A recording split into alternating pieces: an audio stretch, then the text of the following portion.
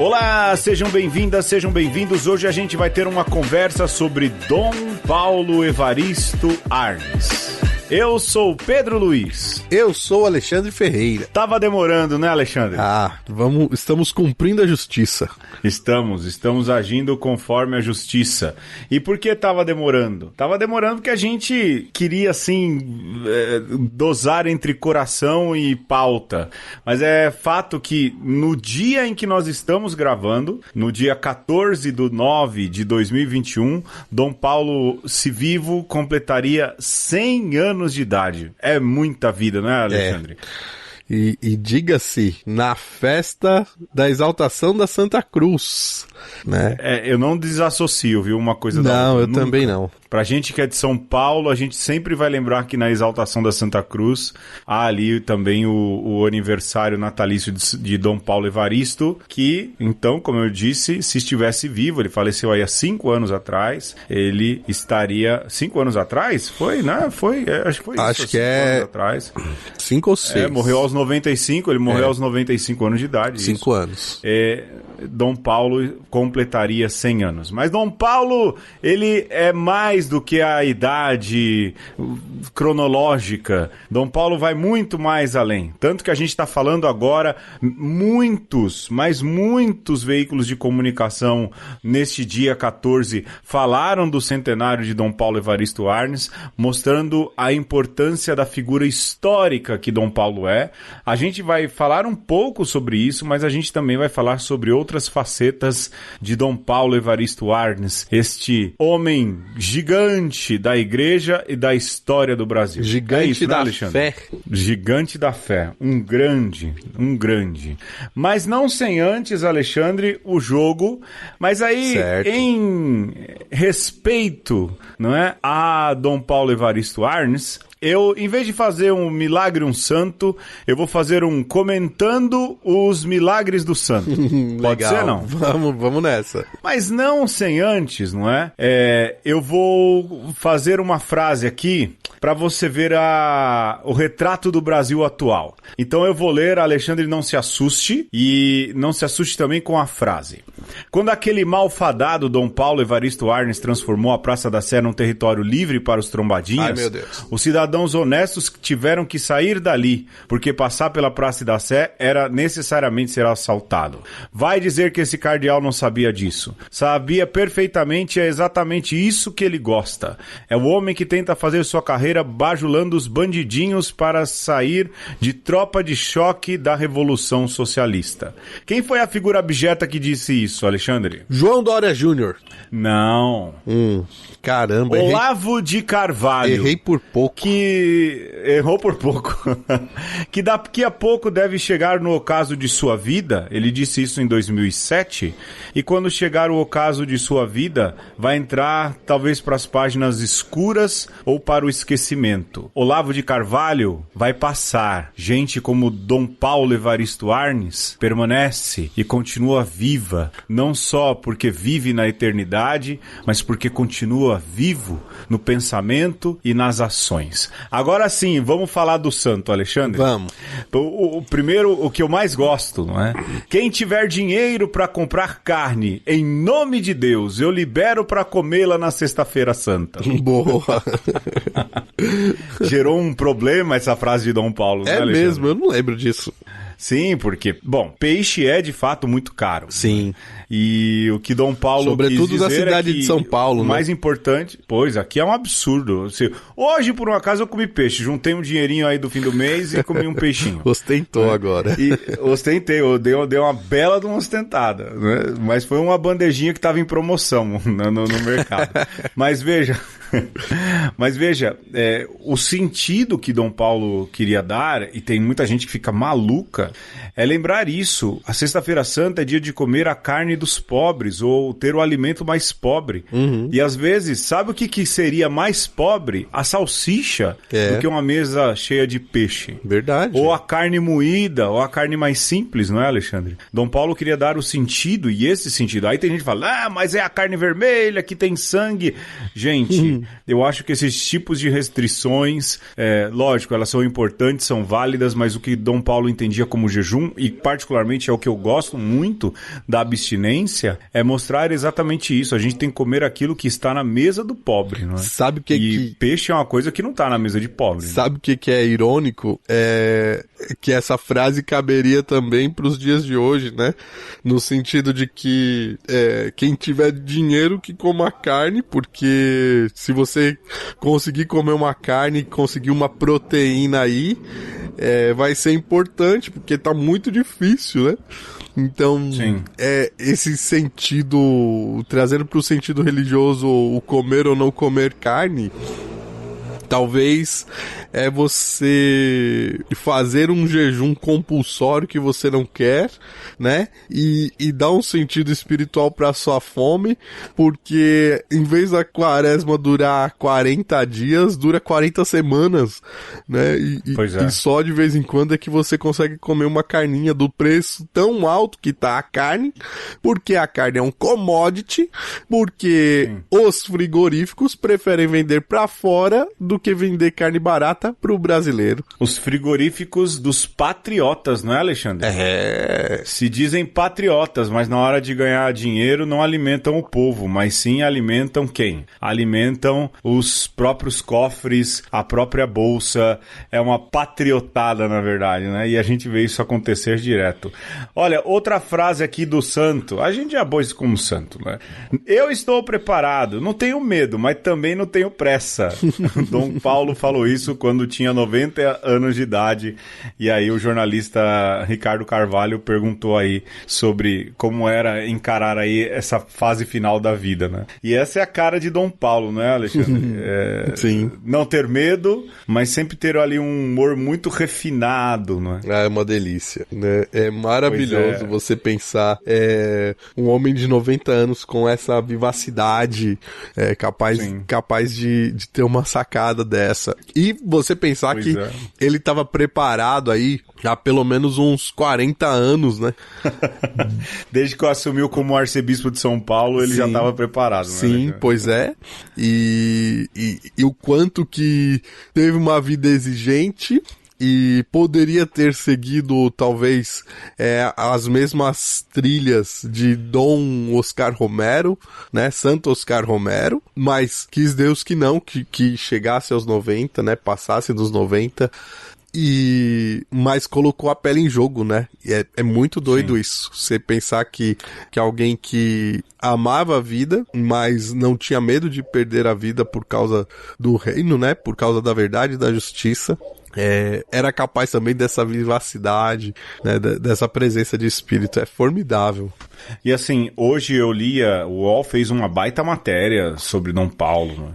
E colocou lá que ele é o maior baluarte dos direitos humanos na América Latina. Veja, um cardeal, ou seja, um bispo, um clérigo brasileiro, é o maior referencial de direitos humanos. Isso para a igreja é importante, para a igreja lembrar aonde ela deveria estar focada em certos momentos com certos assuntos.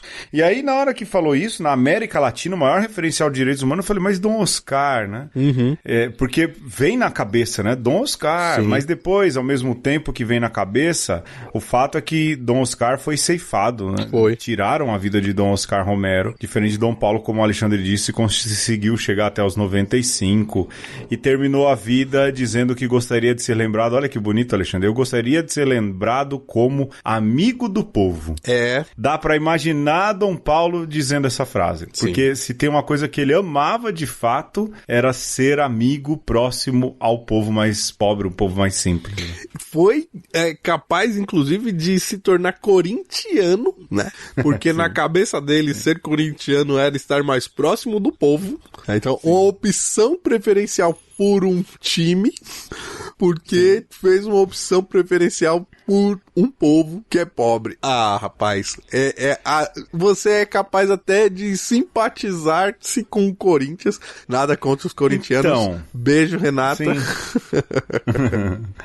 Eu vou confessar a você, eu e o Alexandre torcemos pro mesmo time, né? Somos São Paulinos, mas a gente não gosta de futebol e tudo. Mas, Alexandre, quando saiu um vídeo aí, a gente já tá mais ou menos no tema, daqui a pouco a gente coloca Dom Paulo pra se apresentar aí, mas saiu uma época aí, deu uma polêmica, o tal do vídeo do corintianismo, você lembra? Que apresentava o Corinthians como uma religião. Sim. E tudo. E olhando ali o depoimento do Sócrates e vendo toda aquela movimentação, eu lembro que alguns clérigos ficaram ofendidos, eu falei, gente, deixa, né? E depois eu fiquei pensando, eu confesso a você que eu entendo essa... E agora você falando de Dom Paulo que assumiu o Corinthians como um time para ser próximo do povo, eu entendo. Porque às vezes, assim, lá no fundo, eu acho tão interessante esse fenômeno de devoção do corintiano ao seu time, não é?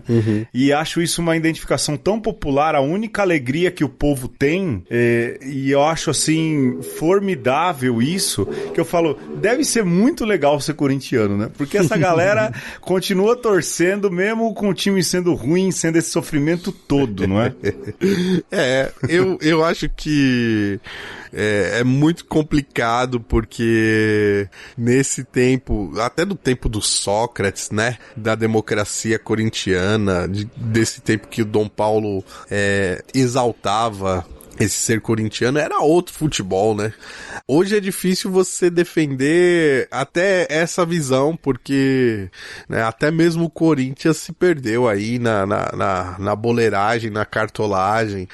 Então é muito complicado. Fica mais como um trabalho de história do que propriamente levar em consideração nos dias de hoje essa importância, essa relevância, né? Eu matizo muito, relativizo muito isso hoje.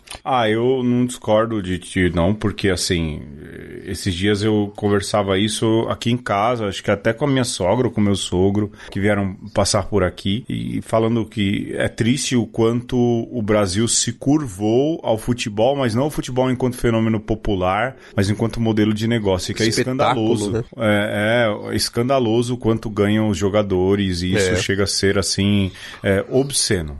E foi essa palavra que falamos, né? Mas é bonito perceber isso de Dom Paulo, que quis ser corintiano para ser mais amigo do povo e mais identificado com o povo. Sim. Aliás, antes de Dom Paulo falar aqui, eu vou colocar um trechinho, né? Quem vai falar agora é o próprio Dom Paulo numa entrevista, Alexandre Pasme, com Antônio Bujan. Maravilhoso. Veja só. Maravilhoso, sensacional, porque Dom Paulo tá sério, compenetrado nessa entrevista, e perguntam dele de Papa, você vai ouvir, e uma vez brincando, ele disse que só não foi eleito Papa porque era corintiano. Esse também era o jeitão de Dom Paulo corintiano, graças a Deus. Vamos pro tema, Alexandre? Bora! Ele é Dom Paulo Evaristo Arns, cardeal e ex-arcebispo de São Paulo. Muito bem, Dom Paulo. O senhor quase foi papa? Sabe, Abu, todo mundo pode ser papa desde que tenha os votos necessários dos cardeais, que são 2/3 dos votos de todos os cardeais com menos de 80 anos. Mas eu nunca tive esse voto e nunca tive também esse desejo de ser papa. Por quê? Porque é uma questão do Espírito Santo. O senhor realmente acredita em Deus? Meu Deus e meu tudo. Eu encontro em Deus força para recomeçar todos os dias, e já são 80 anos, né? E de padre eu tenho 56 anos. Fui ordenado em 1946. Então deve ser 56 anos. E nunca me arrependi de ter dado a minha vida pelo povo. Que bonito que é uma pessoa ter uma fé como o senhor, não? Como é que o senhor vê o ateu? O ateu eu vejo como uma pessoa que decidiu na vida acreditar só em si e só nas pessoas que ele vê, ouve e a quem ele quer seguir. Mas não acredita que existe um mistério e que existem as coisas que não se pode ver. Por exemplo, a Austrália, quem não vai para lá não pode ver. Tem que crer. Cara, eu acho formidável nessa hora do Provocações que o Abu Janra fala assim, Dom Paulo, você é tão sedutor, nenhuma mulher te deu uma cantada.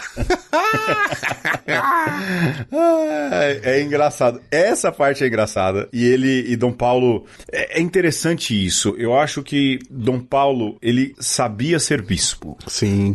Até as pessoas dizem que Dom Paulo era muito bagunceiro, né? E quem gosta de detratar Dom Paulo, como é o caso aí desse senhor Olavo de Carvalho e tudo. Mas para quem conhece teologia, para quem conhece eclesiologia, para quem sabe como funciona aí todo o cerimonial dos bispos, né? Como um bispo deve agir e se portar. Essa entrevista com o Antônio Abu Janra, esse trecho que você até acabou de ouvir aí, ela é um exemplo de como Dom Paulo sabia ser bispo, eclesiologicamente falando, não é, Alexandre? Sim, era um homem de igreja. Sim, sim. E quando ele é perguntado, né, se as mulheres já tinham cantado ele fala, as religiosas, eu cuidei das religiosas. Ele sabe ser, assim, muito diplomático nessa resposta. Mas, pra mim, a pergunta mais absurda do Dom Paulo Evaristo, feita por Dom Paulo, tá no começo, quando Antônio Abu Janra pergunta, mas o senhor crê mesmo em Deus? Eu falei, cara, que fim da picada de pergunta é essa, você cara? Você crê mesmo em Deus? É. E ele responde com convicção... Meu Deus, meu tudo! Como né? Quem está fazendo uma profissão de fé, né? Sim, sim, sim. E é um embate, assim, formidável, porque, primeiro, Antônio Abu Janra era um translocado, mas era gênio, não é? Claro. Sabia deixar as pessoas ali contra a parede. Ah, mas ele faz bem feito, né? Faz. Cara, ele não dá uma fora, velho. Ator, né, Alexandre? Além de ator, autor e tudo, então é grande. E Dom Paulo, ele não se exalta em vários momentos. Eu acho que a gente pode trilhar o programa por aí, não é, Alexandre? Sim. Depois a gente fala aí de outras facetas de Dom Paulo, e eu já vou dizer pro ouvinte que a gente já pulou uma parte da pauta nessa retomada. Pula, depois volta, não tem problema. Depois volta, exato. Né? Mas que Dom Paulo, vale a pena reafirmar isso. Ele sabia muito bem o seu papel de bispo, e ele sabia dar respostas eclesiologicamente redondas. Era um comunicador nato, né? Exatamente. Porque assim, para quem estuda, não é, teologia, sabe o quanto é importante algumas definições e quanto essas definições dizem sobre a função que se desempenha, o ministério que se desempenha dentro da igreja. E Dom Paulo faz isso assim com muita classe. Em diversos momentos ele é questionado e ele responde, ora como bispo dentro de um colégio de bispos, ora como bispo da sua diocese, ora como bispo que fala de outras realidades de outras dioceses. Dom Paulo consegue ser assim uma síntese de uma eclesiologia, e é triste quando gente de fora, ou de fora do convívio de Dom Paulo, mas de dentro da igreja, não vê essas coisas, não é, Alexandre? E não enxerga essa beleza e esse jeito muito diplomático de Dom Paulo naquilo que diz respeito àquilo que a igreja espera dele, né? Cara, eu fico pensando assim, Dom Paulo é um lufar do Espírito Santo na Arquidiocese de São Paulo, tanto quanto Francisco é para a igreja do mundo, né? Para a igreja católica como um todo. E eu tenho medo, Pedro, porque esse cristianismo representado por Dom Paulo é um cristianismo exigente, né, cara? Assim, não é um cristianismo medíocre, raso, um cristianismo de etiquetas, de palavras ditas pela metade. Não, é um cristianismo profundo que requer conversão a cada dia. E aí, eu tenho medo que essas coisas sumam, se esvaiam, acabem, né? Seja só mesmo um lufar de uma brisa leve que o Espírito Santo sopra sobre a terra de tempos em tempos e depois é embotado, sabe? Porque... um fogo fato. Porque o bafo, o bafejo de uma igreja atarrancada, uma igreja que não ensimesmada, que não caminha, acabe predominando pela maior parte do tempo, sabe? Porque quando eu penso em Dom Paulo, eu penso um homem que conseguiu entender a cidade de São Paulo e não não era, né, paulistano, mas soube entender a partir de um ponto de vista e encarnou, né, o ser cristão numa igreja que leva o nome de Paulo Apóstolo, né? Então, é um homem de comunicação, é um homem da igreja e é um homem do povo. Que é a síntese maior, né, daquilo que é a figura do apóstolo dos gentios, né, dos povos. Não tem, cara. E ele atualiza para o século XX isso. Então é magnífico, né? E a gente tem que olhar para uma figura dessa para que essa experiência que a gente fez não se apague, não se deteriore, não se perca. Eu penso que conservar essas memórias são importantes, sobretudo neste tempo em que vem-se cada vez mais tentando não só apagar, vou usar pela terceira vez, né, detratar esse modelo eclesial, e gente que faz isso em nome de uma suposta pureza da fé, uma suposta ortodoxia, e que não olham de verdade a história desses os quais eles detratam, né? Mesmo Dom Paulo, essa turma adora uma roupinha, né? Adora um paninho, adora uma renda, e Dom Paulo sabia usar isso tão bem quanto usa agora Dom Odilo ou usou Dom Cláudio, né? Porque tinha a ciência de quem ele era e da figura que ele era enquanto, como o Alexandre disse, ele sabia quem ele era na cidade de São Paulo. Então, assim, não era um tresloucado, um maluco, como a turma costuma pintar ou gosta de pintar, não é? Dom Paulo entendeu a cidade, Dom Paulo entendeu qual era a sua missão como imitador de Paulo, dentro da Arquidiocese de São Paulo, as reais necessidades do povo. E o mais bonito, não é? O mais interessante é perceber exatamente isso que eu te falei, de que Dom Paulo sabia utilizar todos esses protocolos eclesiais, até de vestimenta, para dar ali aquilo que é a visão da igreja e cobrar aquilo que precisava se cobrar em nome do evangelho. Eu estive uma vez com Dom Paulo, você acha que teve mais, e ele disse isso. Eu fazia questão de, quando ia visitar as delegacias, eu ia de vermelho, de roupa de cardeal, bem com todo o traje coral, para mostrar quem eu era, para as pessoas terem clareza de quem eu era. E eu levava ali a igreja e todo o protocolo, né?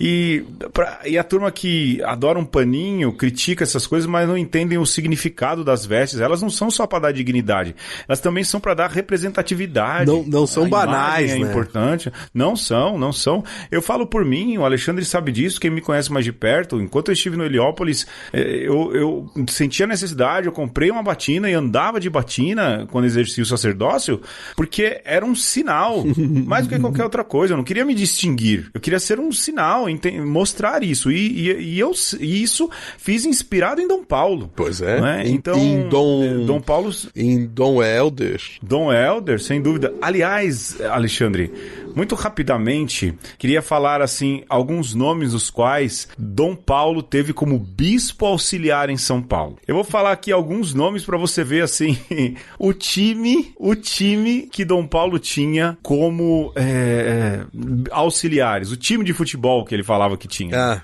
Primeiro deles, Dom Angélico Sândalo Bernardino. Calcule, foi bispo auxiliar de Dom Paulo. Na mesma época em que também Dom Luciano Mendes de Almeida também foi bispo auxiliar de São Paulo. Mais do que esses, não é? Nosso grande amigo, Alexandre, Dom Mauro Morelli.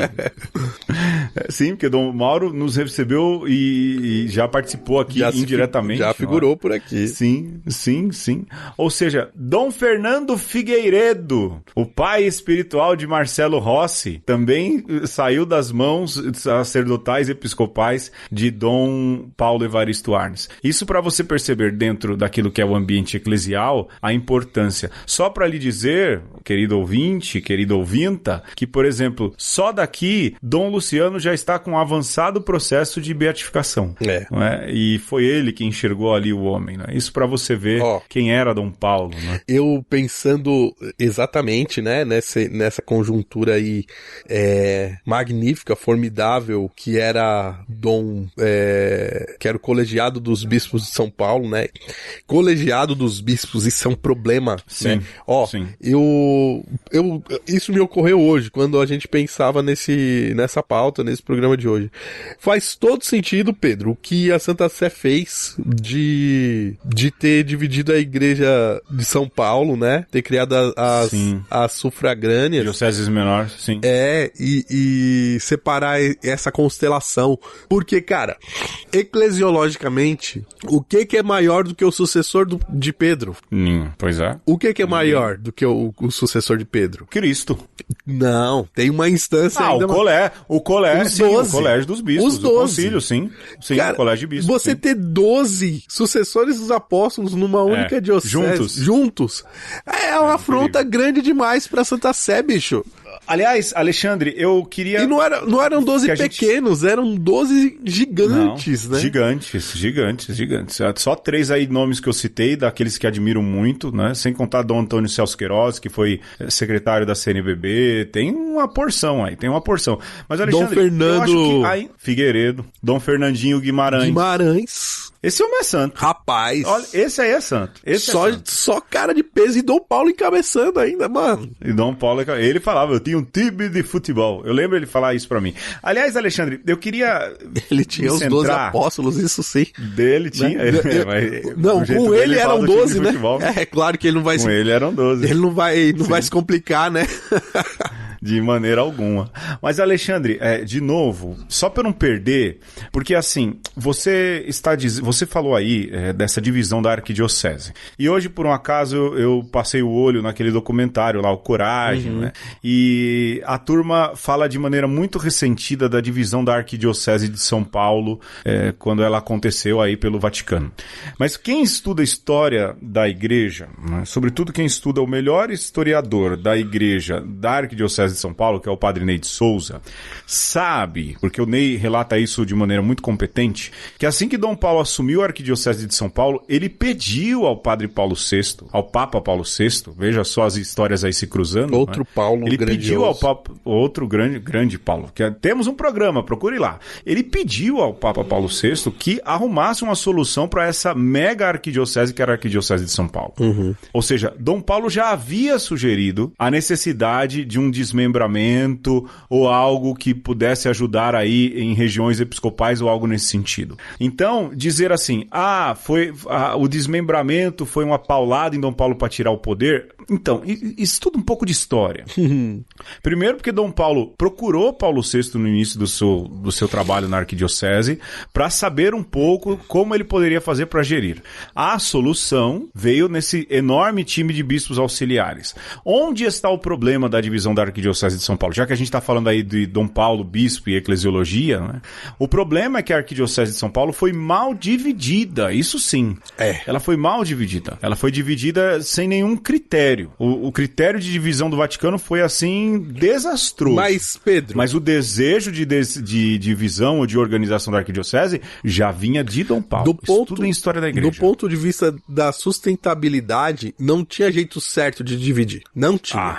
Não tinha. A não ser que você rachasse no meio, partindo da Sé, entendeu? Cortasse em 4 pedaços. Outro jeito, não tinha como, né? Você tem razão. Então, é muito complicado, porque aí a gente vai entrar numa questão sociológica, porque hoje eu trabalho... Não, você tem razão, eu não tinha pensado nesse viés, Alexandre. Nunca tinha pensado no ponto de vista de sustentabilidade. Eu trabalho hoje, Pedro, para além do Rodoanel, né? Sim. Então, a cidade de São Paulo hoje, ela é delimitada geograficamente por um anel rodoviário, que não acaba nunca, porque é uma obra faraônica do governo PSDBista. Fernando Henrique. Que não termina nunca, ainda, né?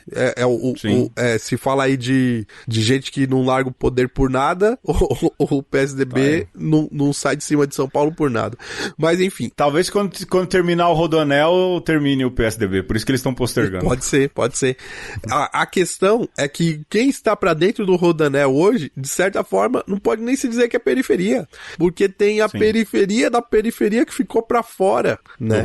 Do Rodoanel. Assim, e pra dizer que essa essa questão de centro e periferia, que fatalmente recai sobre as fronteiras da Arquidiocese de São Paulo, ela demonstra uma desigualdade que também vai se perpetuando, que não se resolve só do ponto de vista eclesiológico, mas que, e aqui eu passo a palavra para você, mas antes disso, eu queria frisar isso, que Dom Paulo, na chamada Operação Periferia, Sim. a seu modo e no que dava pra fazer, tentou de maneira revolucionária resolver esse problema, que é a desigualdade, sobretudo de representatividade e de organização da cidade de São Paulo. Ah, sem dúvida. Se você mora em alguma das pontas da cidade de São Paulo e tem aí uma capelinha que começou talvez como um terreninho, tenha certeza que há uma grande possibilidade disso ser fruto da chamada Operação Periferia. E ainda você falando, Alexandre, né, dessa questão de sustentabilidade, se criar uma diocese, é criar também possibilidades dessa diocese se gerir financeiramente também, não é? E, de fato, talvez a divisão tenha levado em conta também a questão financeira. Eu sei de dioceses aí que eram pobres até pouco tempo e elas só enriqueceram ou tiveram alguma estrutura graças ao surgimento de sacerdotes aí que juntam bastante gente, que fizeram a coisa caminhar, graças também à generosidade desses sacerdotes, né? Então, é uma realidade que às vezes a gente esquece e essa parte administrativa financeira, ela também fica e faz bastante parte aí da vida da igreja, isso é importante. Alexandre, a gente podia perder uma graninha, o que a gente vai ouvir agora e por que é importante ouvir isso aqui agora? Olha, a gente vai ouvir uma música que eu ouvi algumas vezes Dom Paulo cantando, Pedro, que é a Oração de São Francisco, né? Uma melodia bem marcante, né? Uma versão da poesia de São Francisco muito marcante, né? Na voz das meninas cantoras de Petrópolis, né? Petrópolis, que foi um lugar que não só teve a presença do Frei Paulo Evaristo Arnes, mas a gente até pode dizer, Pedro, que aquilo que é a intelectualidade da teologia da libertação foi forjada também de alguma maneira ali em Petrópolis, ali também por Dom Paulo, né? E de lá tem essas meninas que cantam e nada mais justo do que homenagear Dom Paulo com essa musiquinha. Bora!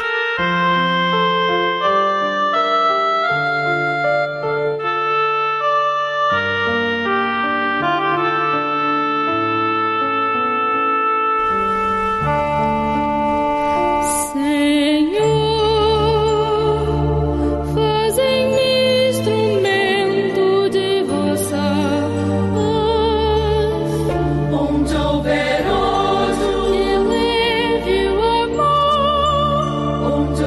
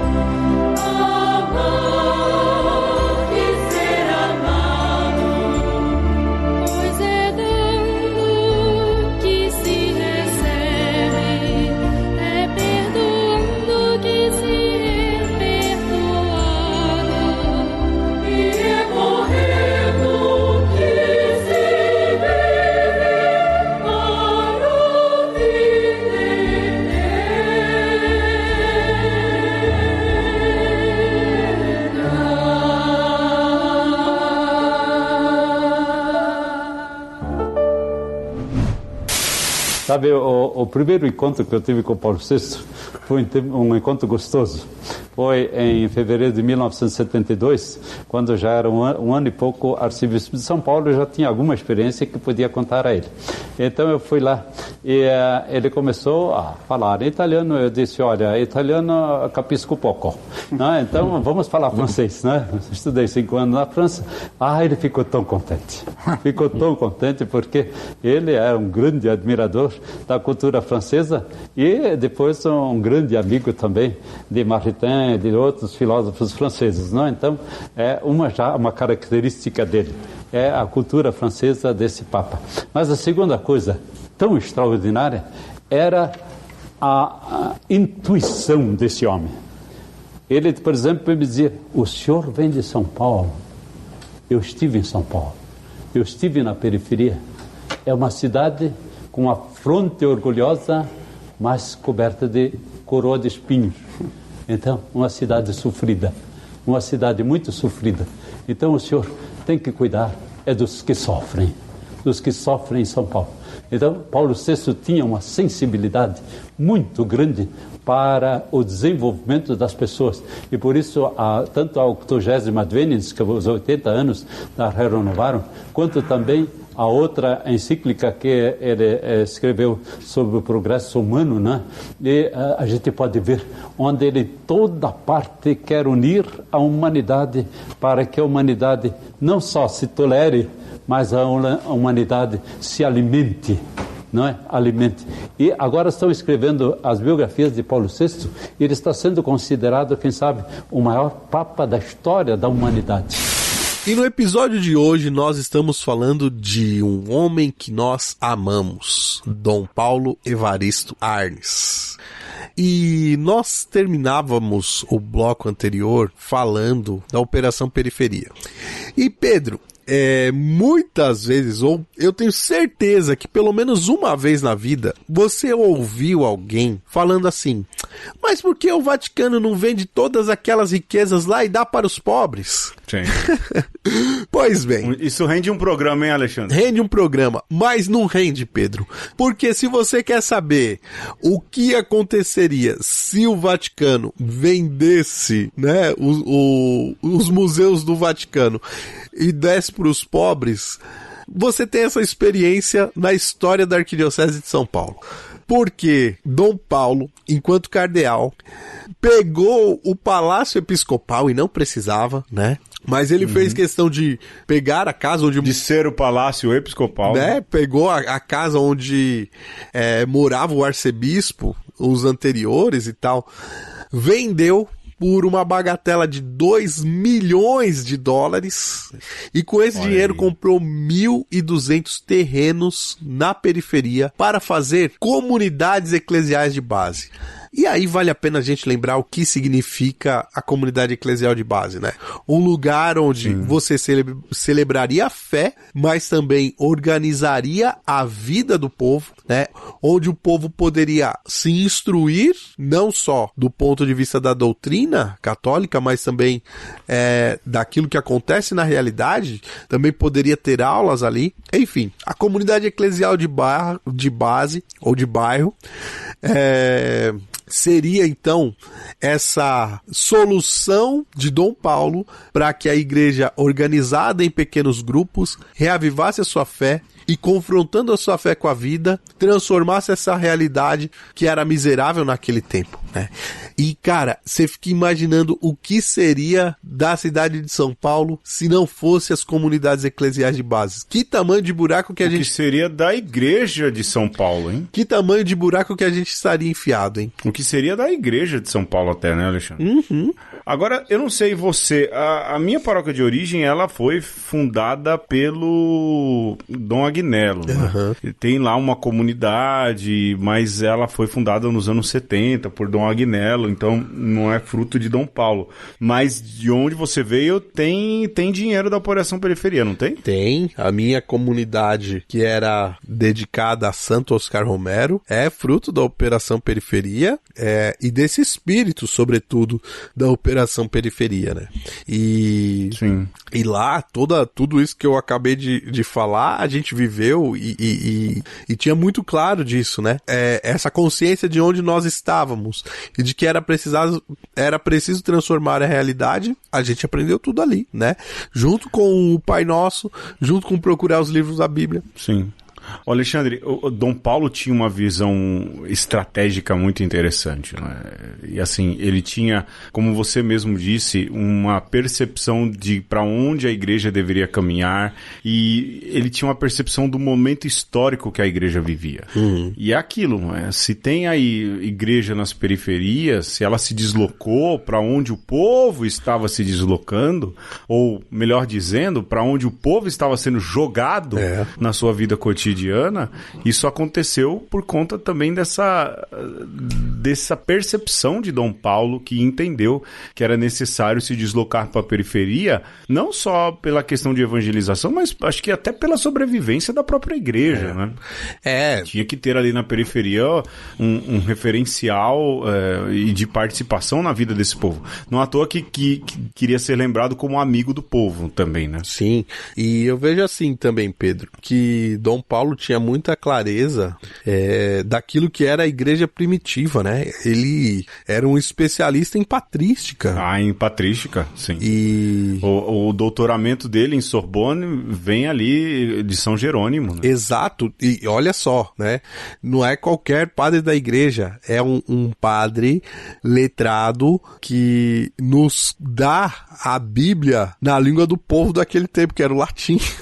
Sim, exato. E Dom Paulo tinha isso muito claro, né? De que a Bíblia deveria estar na mão do povo, tinha um apreço enorme pelos livros, era um homem intelectual, mas não de uma Um baita escritor. baita escritor, e não de uma intelectualidade estratosférica, encastelada nas academias, mas uma intelectualidade serva do povo e serva de uma igreja que entendia muito bem que somente os grupos pequenos, somente a experiência pessoal com Jesus era capaz de reavivar a fé do povo, né? Uma igreja que não fosse hierarquizada, mas uma igreja serva, uma igreja que lutasse por justiça, por paz, que seria capaz de fato levar a igreja para frente, né? Então, não à toa ele transformou a igreja de São Paulo nesse modelo. E a gente pode dizer que um pouco o que nós vemos das propostas de Francisco, volto a isso,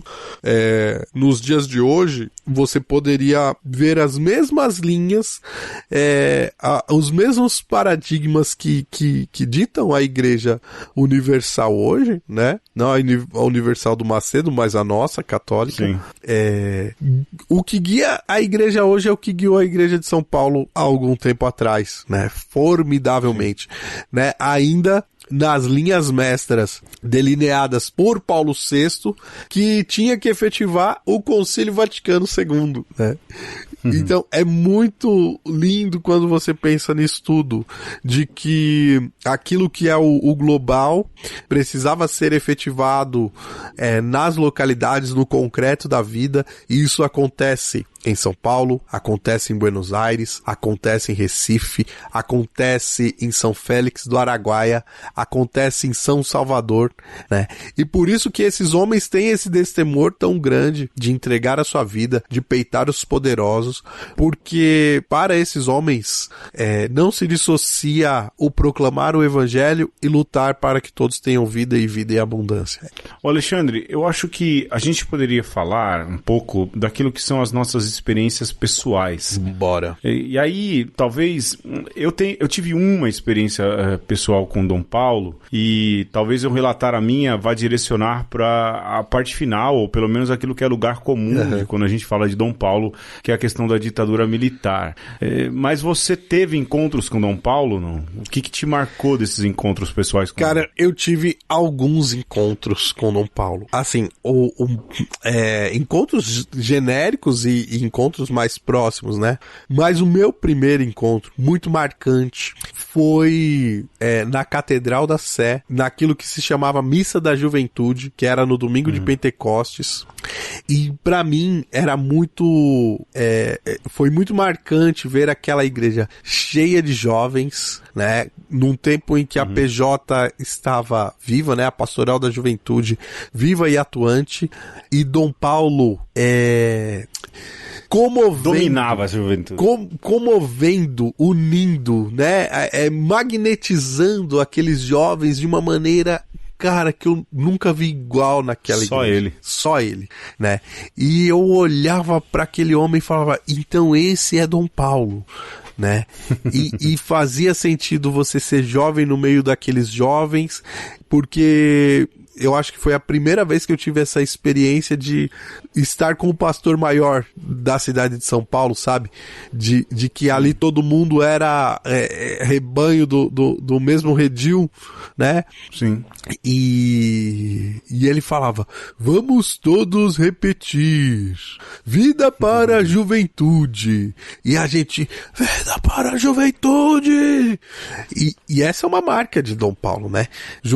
Vamos repetir. E juntar a Pastoral da Juventude, dar voz e apostar no protagonismo dos jovens. Não à toa que ele teve a coragem de democratizar a Pontifícia Universidade Católica, que muita gente também não entendeu a proposta, mas era essa. Era formar os jovens para que ele fosse protagonista da mudança. Dom Paulo tinha esse poder aglutinador e ele sabia que ele conseguia cativar, né? E é interessante você pensar, por exemplo, se você toma como contato aquela entrevista do Abu Janra, você fala, não, esse não é Dom Paulo, né? Dom Paulo, imagina essa força toda que falam aí, não é possível que Dom Paulo seja daquele jeito. Mas quando você conseguia sentar para conversar com Dom Paulo e ele estivesse focado na conversa que você tem, não que ele não fosse, mas é porque Dom Paulo tinha 1 milhão de coisas para fazer, 1 milhão de pensamentos para ter. Você viveu isso também, não é? Assim, enquanto ele é arcebispo, não é? A minha oportunidade e a oportunidade que eu tive de sentar com Dom Paulo, ele já era emérito, já estava no descanso, era um documentário que nós resolvemos fazer ali por causa dos 150 anos do seminário da Arquidiocese de São Paulo, e nós fomos entrevistar Dom Paulo. É lógico, a gente pediu para ele falar ali de um período específico da formação, mas não tinha como você estar diante de Dom Paulo e não perguntar sobre a atuação dele na ditadura militar que eu vi no Brasil. E ali de Dom Paulo eu ouvi algo que me estremeceu, me entristeceu, me encorajou e que eu tenho guardado na minha mente até hoje, eu sentado ali de frente para ele, ele contando quando ele foi enviado, porque Dom Paulo ele era um frade franciscano que depois foi enviado para São Paulo como bispo auxiliar de Dom Agnello Rossi, que era o então arcebispo de São Paulo. E as torturas estavam acontecendo, a torta à direita, tinha o DOPS aqui em São Paulo. E Dom Paulo foi enviado, então, para ver a situação dos presos ali, sobretudo dos padres dominicanos, né? E ele disse que quando chegou lá, viu os freis em estado deplorável por causa da tortura e retornou até Dom Agnello Rossi e disse, olha, Dom Agnello Rossi, a tortura ela é real, ela é uma tristeza. Eu vi lá, os frades estão machucados, a gente precisa cuidar dessas pessoas, não é possível que a gente deixe essa situação. E aí ele disse então que Dom Agnello Rossi ouviu ele, bateu na mesa, se levantou e disse, você está dizendo que tem tortura e há gente que diz que não há tortura. E levantou e foi embora, né? E eu lembro de Dom Paulo dizer, Dom Paulo não falava com nenhum ressentimento de Dom Agnello. Exato. Ele só disse assim, naquele momento eu fiquei como um filho sem o pai. Ou seja, retomo a visão eclesiológica, o respeito à hierarquia. O arcebispo de São Paulo era quem? Era Dom Agnello. O que ele sentiu? Ele falou, eu era como um filho sem o pai.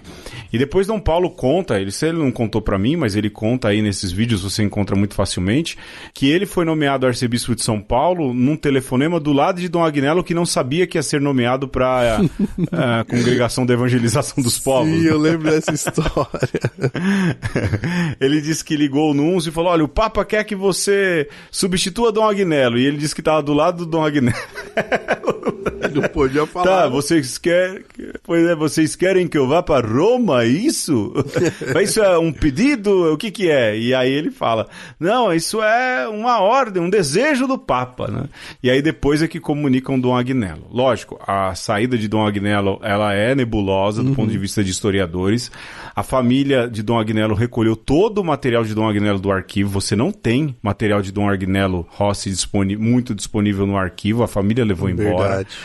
Mas Dom Paulo mostra essa diferença que foi. Não à toa, Paulo VI, e aqui retomo mais uma vez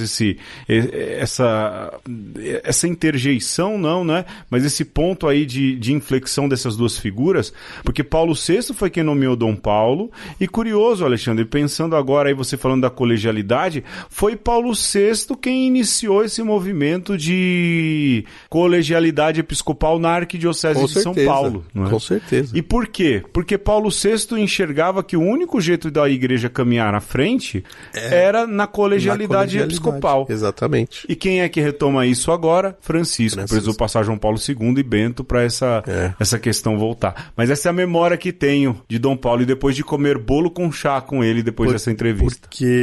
Então, mas por que essa eclesialidade ela vai e volta? Porque ela é exigente. Não é fácil, cara. Não é fácil. A gente vira e mexe e volta nisso aqui, né? É muito mais fácil você decretar, vir as coisas de cima para baixo. É muito mais difícil você fazer esse movimento de colegialidade. E aí é importante dizer que Dom Paulo era muito amigo do São Paulo VI, o Papa, que o nomeou e que o orientou nessa empreitada, né? Porque era um homem também de visão, além da obviedade. E aí você falou né, que a Arquidiocese não tem muitos materiais de Dom Agnello, e aí, cara, um dos meus últimos encontros com Dom Paulo foi exatamente quando o pessoal começou a organizar o memorial de Dom Paulo lá no Arquivo Metropolitano. Então, para quem está em São Paulo, existe um prédio muito importante para a história do Brasil, que é o Arquivo Metropolitano da Arquidiocese. Abraço, Jair Mongelli. E que tá ali na Avenida Nazaré, ao lado da Paróquia Imaculada Conceição, junto do campus Ipiranga da PUC São Paulo. E ali tem o memorial, né, os materiais históricos doados, cedidos pelo próprio Dom Paulo para o arquivo. E aí um dia, cara, eu tava gravando o quê? Escola Bíblica com o padre Celso Pedro. E ele falou, vamos terminar logo aqui porque vamos descer lá pro arquivo. E eu vendidaço, né? E seguindo o padre Celso Pedro. O mestre. Segue o mestre.